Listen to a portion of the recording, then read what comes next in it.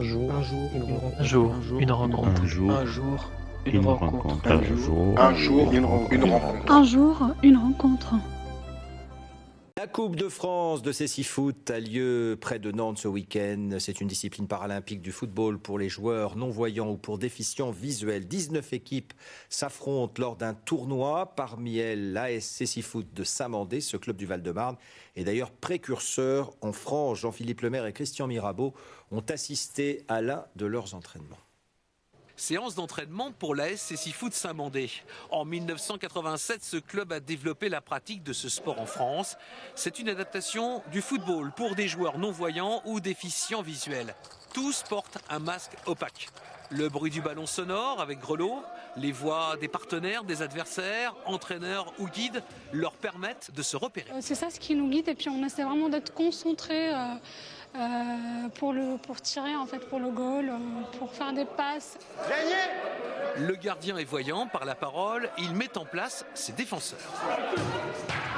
Il faut essayer de dire le moins de mots possible, aller à l'essentiel.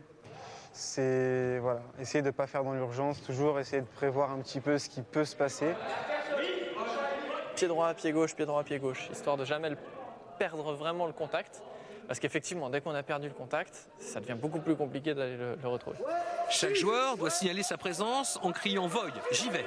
À 6 mètres, viens, t'es à 6 mètres. Derrière le but adverse, un guide donne des informations à ses attaquants pour les mettre dans les meilleures conditions de tir.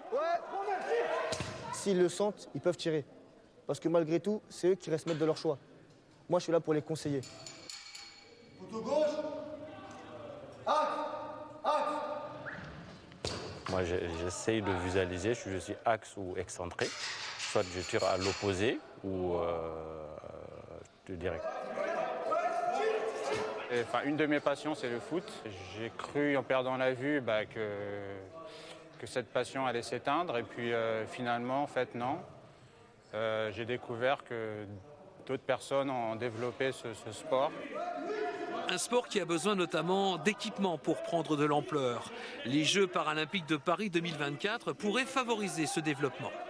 On a besoin de partenaires privés, mais on a besoin, dans l'optique de Paris 2024, que les pouvoirs publics, effectivement, créent des structures dignes de ce nom, avoir un véritable terrain de cécifoot officiel aux normes internationales. Et puis, grâce à des compétitions comme la Coupe de France, le cécifoot espère mieux se faire connaître et qui sait, séduire de nouveaux pratiquants.